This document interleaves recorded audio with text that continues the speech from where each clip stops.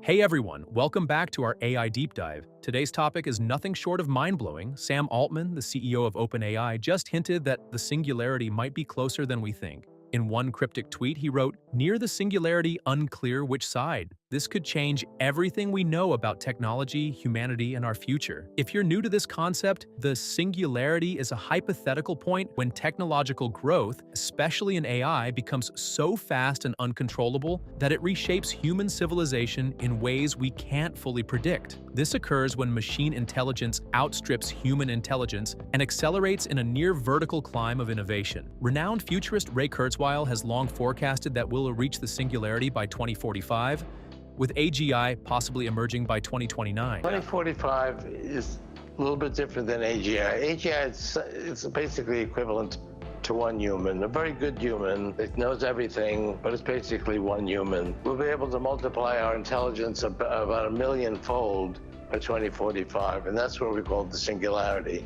It's not just becoming capable of being one human, but really have a knowledge of basically 1,000,000 humans by 2045, and that's so difficult that we borrow this metaphor. Given Kurzweil's track record of predictions, many tech experts take his timeline seriously. Nanobots will connect our brains to the cloud, just the way your phone does. It'll expand intelligence 1,000,000-fold by 2045. That is the singularity.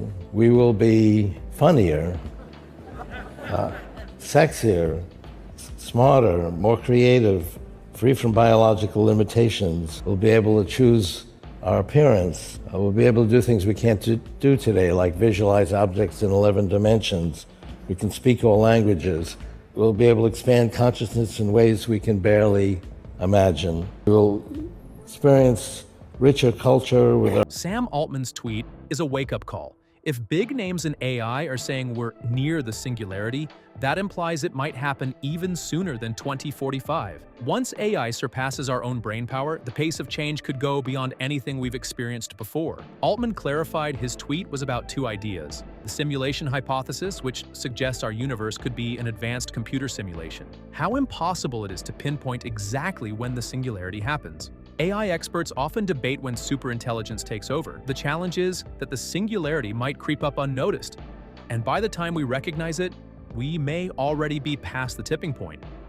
Leaders at OpenAI have argued for a slower, more cautious advancement of AI, giving us time to develop safety measures and adapt to these dramatic changes. Ramping up computing power too quickly could launch us into advanced AI capabilities before we're ready. It is weird because it looks like we are very close to some key juncture, which you might think is prima facie implausible. So there have been thousands of generations before us, right? And if things go well, there might be millions of generations after us, or people living for cosmic durations. And out of all of these people that you and I should happen to find ourselves just next to this critical juncture where the whole future will be decided. It is striking. That seems to be what this model of the world implies. And maybe that is an indication that there is something slightly puzzling or implausible about it. That there's maybe some more aspects to understanding our situation than is reflected in this naive conception of the world and our position in it.